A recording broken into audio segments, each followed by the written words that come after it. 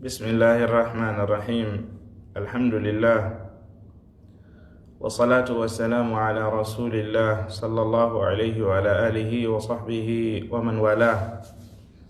أما بعد السلام عليكم ورحمة الله وبركاته مسيب جلبة الدبة على مثال منيون قوتو كلا إندي من يتوري من كلا كواي وندي هورليندي hana wano wirete non sono e sayi hara yimɓe ɓen ala e rentade ma wattana yila sono e sayi haray ɓe addude yewtereji kesi fi sadakaji iteteɗi wano hande kadi woɓɓe addananno yewtere goo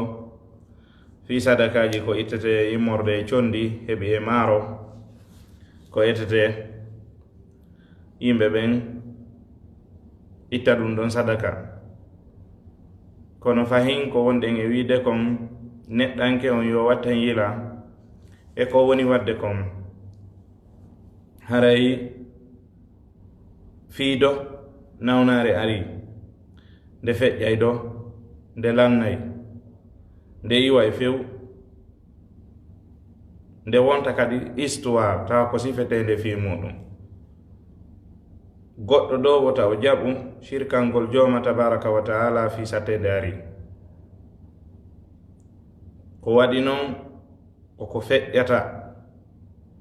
on tino wawi hisude e mum himo wawi luttude e mum kono si o hisi e mum si o waalike o miijitike o tawi conscience makko on jaɓata laaɓugol abadan sabu mo andi ko kafiduɗo e allah subhanahu wa taala e ko wonno kon e muɗum si tawi wonile kadi o hisali o tawoyi allah subhanahu wa ta'ala o tawoyemo kadi tawa ko maapiɗo sabu allah joma tabaraka wa ta'ala no wi ka qur'an makko innahu man yushrik billahi faqad harrama allahu alayhi aljanna wa ma'wahu an-naru wa ma lidh-dhalimina min ansar tabiti kala kafiduɗo e allah joma tabaraka wa ta'ala ka dewal makko o maayi e ɗum ɗon o tuubali haray allah harminanimo natoygol aljanna werde makko nden ko yiite a tawantake toñoɓe ɓen mbaɗɗo ko noon allah joma tabaraka wa taala wiiri joni noon si goɗɗo sirkani allah tabaraka wa taala fi tun nawnare nden hino ari haray himo maapi kaw tawoya joma tabaraka wa taala yawma alqiyama ɓe yimɓe wonɓe hiitade ɗo ɓe yetoma ko allah holli ɓe wona gonga few allah hollaɓe hus nelaɗo sallallahu alayhi wa sallam ɓe maki man ata arrafan aw kahinan fa saddaqa bima yaqul faqad kafara bima unzila ala muhammad kala arɗo ka hiitotoɗo ma ka ndaarowo o landimo goɗɗum on wowlanimo o hooli ko on ndaarowo ma hiitotoɗo wowlanimo kon haray o yeddi ko jippina e nelaɗo kon kono jippina e nelaɗo ko qur'an mo yeddi qur'ana haray o yalti l'islam si tawi noon o yawolanimo ara o hoolaki nelaɗo maki si o wolanimo kan hara o hoolaki himo mari penalty balɗe 50 o jaɓantake dewal few haray goɗɗo ɗo yo hulu allah o acca kadi fenugol e allahu subhanahu wa ta'ala o damba e makko allah wi wa man adlamu mimman iftara ala allahi kadiban aw kadhaba bi ayatih a tawata ɓurɗo mawnude tooñi a tawata ɓurɗo mawnude tooñi ha hewti on fenuɗo dambi e allahu tabaraka wa ta'ala ma ɗum o yeddi ayeji allahu subhanahu wa ta'ala ɗen haray neɗɗo yo watta yila qur'ana no waali yeeso ma piji ɗin fof hino nder ton ko gollitirta ko ñawditorta qur'anare nden kayre tun ko nde lekki ko nde lekki wonande ɓerɗe ɗen ko nde lekki wonande ɓandu ndun wonande neɗɗo gollitirowo nde hadiseje ne laaɗo ɗen sallallahu alayhi wa sallama hino ɓangini fenugol e nelaaɗo sallallahu alayhi wa sallama kadi wona ko dagi. nelaaɗo maaki man kadaba alayya mutaammidan falyatabawwa maq'adahu min annari. kala fenuɗo e an hara o tewi hara yo heɓilo naatoygol yiite pilasi makko on ko ton. yimɓe ɓe yo ɓe watta yiila wota yahu joɗɗa ɗo waɗa ko waɗɗa o yaha waloɗa yaha yiya piije nder jemma cheytane holle ha gasa immoɗa nanga e wigol jama yo waɗu ɗum. yimɓe ɓe yo ɓe huulu Allah ɓe anda ko ɓe woni e wolude kon ɗo ɓe landitoyte fiiɗum yawmal qiyama. Allah joma tabaraka wa taala inni kulla insanin alzamnahu ta'irahu fi unuqi wa nukhriju lahu yawmal qiyamati kitaban yalqahu manshura iqra kitabak kafa bi nafsika alyawma alayka hasiba. bimaki kala wonki nyande darngal mi waɗanaymo golle makko ɗen talkurkuɗe makko ndu min reppa kadande makko. wa nukhriju lahu yawmal qiyamati kitaban yalqahu manshura. mi yaltinanaymo kadi deftere nde hawroyta e muɗum no fonta yeeso makko yiyana hoore makko anda kanko golli ɗum ko kanko woli ɗum kanko woliri ɗum. kala ko wolunoɗa kon fuu e to anda ko wolunoɗa kon hara ko goonga. sabu kala ko wolunoɗa hino winda waali ɗon. kala ko wannoɗa kon fof e to anda hara ko wannoɗa kon ko moƴƴi sabu fo no winda waali ɗon. Allah joma tabaraka wa taala inna yo hasbu hoore makko. kafa bi nafsika alyawma alayka hasiban. ayoni hasbugol hoore ma goto intervenata daaru ɗon ko gollunoɗa kon si tawi ko non woniri. e hadithul qudsi Allah subhanahu wa ta'ala wi'ay adhalamaka katabati ene windoɓe am ɓen toñima e windi goɗɗum ton tayna am wowli ma am waɗi. e kadi e koyɗe ma e ɗe juuɗe ma e ko hunduko ma e ɗe ɓernde ma e ɗi noppi ma ɗum ɗo fof ko landitoyte ɗum. Allah subhanahu wa ta'ala wi'i inna sam'a wal basara wal fu'ada kullu ulaika kana anhu mas'ula. gite makko ɗe wo noppi makko ɗi wo ɓernde makko nde wo ɗum ɗo fof landitoyte ka joma ñande darngal. e to tawa ko wolta kon haraɗa andi dey haraɗa tippie gonga dey. Allah subhanahu wa ta'ala wi nakhtimu ala afwahihim wa tukallimuna aydihim wa tashhadu arjuluhum bima kanu yaksibun. men on bay kundule maɓɓe ɗen min lando juuɗe ɗen ɗe wowla koyɗe ɗen seedo ko ɓe laatino hiɓe faggito kon kaduna. jonnon leydi ndin non kaɓe wonɗo leydi kadi wowloye. Allah wi idha zulzilatil ardu zilzalaha wa akhrajatil ardu athqalaha wa qala al insanu ma laha yawma idhin tuhaddithu akhbaraha. leydi wowlay ko feƴƴuno e hoore mayri kon fop.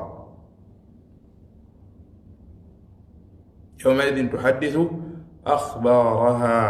bi anna rabbaka awha laha. sabu ko joomi ma wahyini e mayri yo ndi wowlu kala ko feƴƴuno e hoore mayri. ɗum karay neɗɗo yo watta yila e ko wolta kon o ardina haqqille makko ɗen o anda kala ko wowli ɗo windama. Allah subhanahu wa ta'ala wi ma yalfidhu min qawlin illa ladayha raqibun atid. wolta kongol si wona malaika ɓe ɗiɗono ɗum o yano ka nano o yano ka ñaamu ɓe windude ko woni wolde kon. ko Allah wallumo hara ko goonga wowli. donc yimɓe ɓen no jooɗi tun hiɓe hiito piiji yiɗo sadakaji ko itteteɗi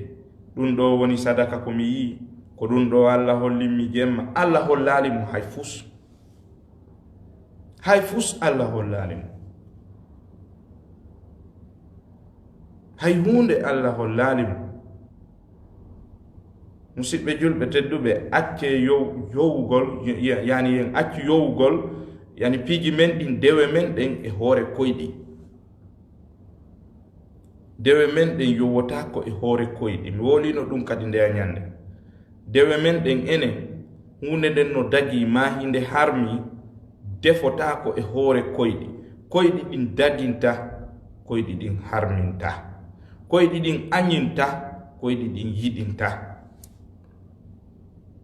rasul alayhi salatu wassalam ɓe yewtino si tawi goɗɗo hoyɗi ko hulɓini yo fewtir ka sengo makko nano o udunno o tuttira ɗo laabi tati o waylito o ittaka o walorno ɗon o walora sengo go hara kadi o wolanali ɗum ɗon hay goto ɓe maki ɗum ɗo yahay o yejjitay ɗum ɗon ɗon kisan majjay si majji lorratamo hande kadi ngol koyɗol makko ɗon ɓe maki si o yii ko moƴƴi ko laba yo maritor o wolana giɗo makko ko waɗi noon annabajo Allah on to ko ɗum wasino geɗaljo mum on ɗum ko annabi Yusuf to wino ɗon inni ra'aytu 11 kawkaban wash-shamsa wal-qamara ra'aytuhum li sajidin qala ya bunayya la taqsus ru'yaka ala ikhwatika fayakidu laka kayda wimo ɓay a hoyɗi ɗum lewru ndun e nange ngen e koode ɗen no sujjane wota wowlan ɗum de baba gotoɓe maɓe tabuna seytane ko gaño wonande neɗɗanke Allah wowlino ɗum seytane ko gaño men o wiyen ƴettumo gaño inna shaytana lakum aduwwun fattakhiduhu aduwwa innama yad'u hizbahu liyakunu min ashabi sa'ir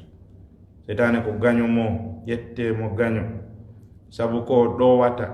yimɓe makko ɓen jokkuɓe mo ɓen ko ha o jippinoyaɓe e yiite sa'ir neɗɗo yo watta yilay ko wolta ko kala nodditiɗo andugol ko wirni haray o wowlali gonga haray o fenay woni Allah subhanahu wa ta'ala wi ko Qur'an e kongol nelaɗo qul law kuntu a'lamul ghaiba lastakthartu min alkhayri wa ma massani as-su yetoɓe silan anduno ko wirni mi waɗayno ko moƴƴi mi ɗuɗɗinorayno waɗugol ko moƴƴi e hoore ɗum kadi ella o hewtatanoɗa Allah subhanahu wa ta'ala wi la ya'lamu man fi samawati wal ardi al-ghaiba illa Allah anda ko wirni wonɓe ka asamanuji wona wonɓe ka leydi si wona Allah tabaraka wa ta'ala kanko tun andi ko wirni kala yetiɗo mahino andi ko wirni o fene woni ko waɗi noon Allah wi'ino la ta'lamu nafsun madha taksibu gadan wala ta'lamu nafsun bi ayyi ardin tamut wonki wo anda ko ki faggitoto jango wonki wo anda ko honto ki mayata mari yedike ma Allah no hollimo gundoji ya waɗu hunde kaari innu mo gasi joni lan fala malandade question goto ko honde say min mi mayata daranin ɗum ɗo o andata ɗum bal o anda hay ko ɓuri ɓadademo kon kon woni konko ɓadimo fewndo ka jooɗi ɗen ɗo enen ɗiɗo hiɗe yewtude sa immike ɗo ko honɗum waɗete hakkunde ɗo e kadambugal o anda konno ɗo yetorte piiji ko waɗata jango ma faɗɗi jango ma o hiitano ma piiji o wiya ya ittu ɗum sadaka ya itta o ala gite o ɓurma o yiyata o ɓure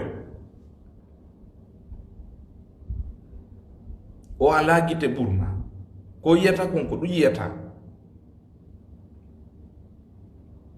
koyɗi ɗin kadi mo wolani noon si goɗɗo hoyɗi ɗo mo ƴawi ɗo e 7e étage o yowti dow ton ka unoto ɗon kaka aljanna o suppitoyi ko ɗum o yika koyɗon bimbi si weeti o waɗay ɗum o essayay ɗum o essayata ɗum par ce que o ala pellital o ala yaqin wonde ma si o maƴi ka 7e étage ɗon kaka aljanna o sutti komo andi ko suicide o woni wadde o wartoto mo ɗaale ko yino koye mo yaltotoy ka aljanna est ce que o essayay ɗum bimbi o essayata ɗum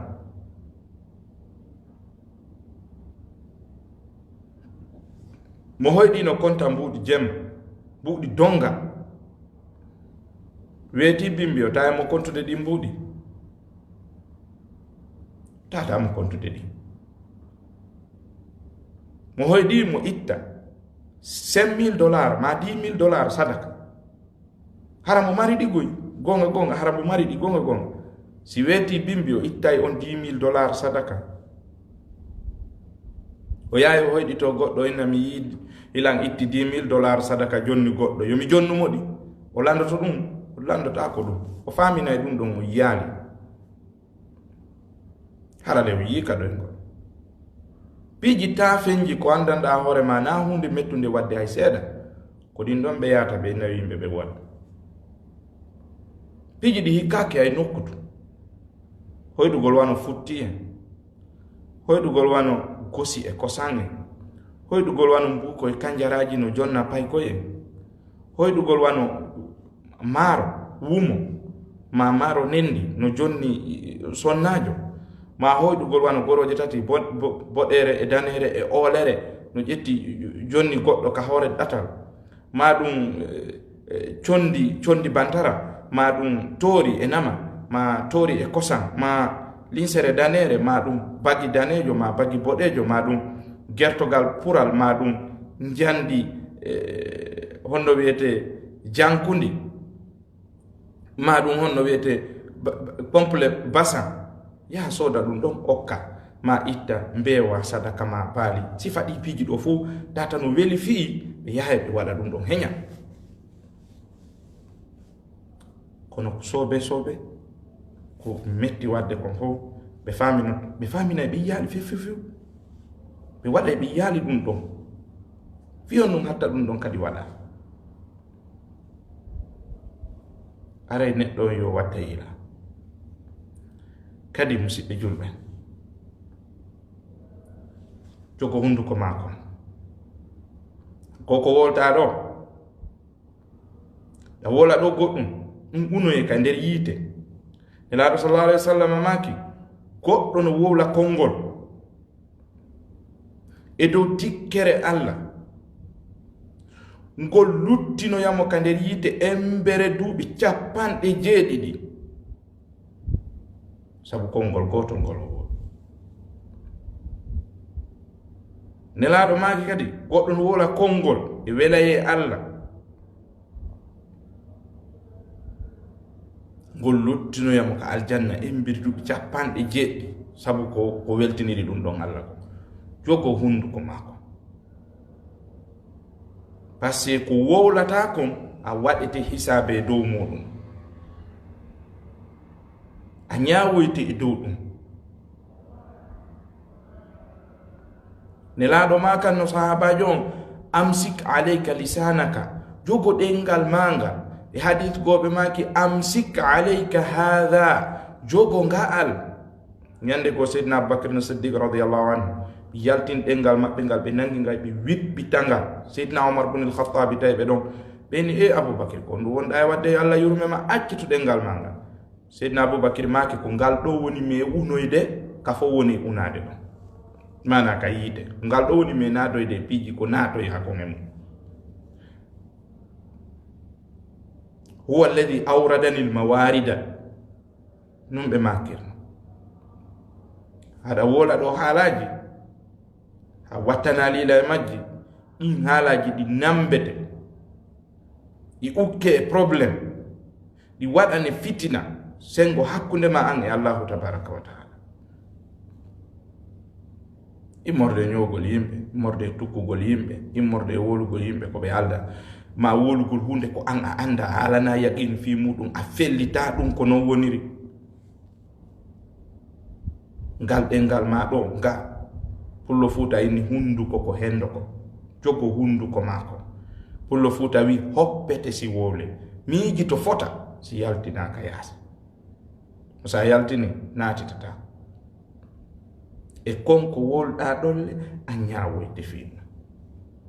ko ɗum waɗi goɗɗo simo faala tubugol hara o faalama tubude tigi tigi o tuuba o laaɓay piiji ɗin fop ko ɓuri mettude tubude kon fop koko wolɗa kon e goɗɗo par ce que ko ya rewtu ka rewnoɗa ɗum fop bonnuɗa mo inde a rewtay toon fop wowla ha ɓe hoolo kadi ko wolnoɗa ara num kon na gonga koko wolɗa ɗo woni gonga ko ɗo laaɓata ha ɗum a laaɓata an e on ɗon on fottoya yeeso allahu tabaraka wa taala ñaw ndaare hakkunde seydina bilal bo rabah e sahabajo nelaɗon sallallahu alayhi wa sallam konngol gotol o wowli kanko sahabajo nelaɗon sallallahu alayhi wa sallam arabujo go o wowli konngol ngol addani mo fitina e gurdam makko ɗam tawi ko seydina bilal o fewtini konngol ngol kamɓe ɗiɗo ɓe dari ɓe waddi goɗɗum o wi immiɗo yandi mo nene mum woni ɓalejo ngol konngol ɗo tum o woni o saboti seydina bilal ɓay tawi o yako ɓalejo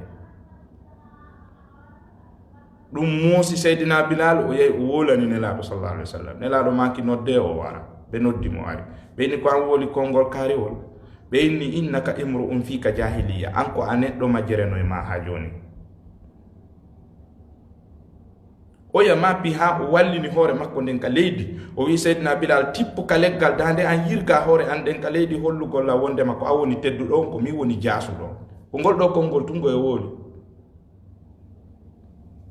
nelaɗo tikki moƴƴa ndaare hakkunde nene aicha radiallahu anha e sina makko nelaɗo no jooɗude nene aicha no yewtude sonnajo feƴƴi no gasa wonde nene mariatul qibtiya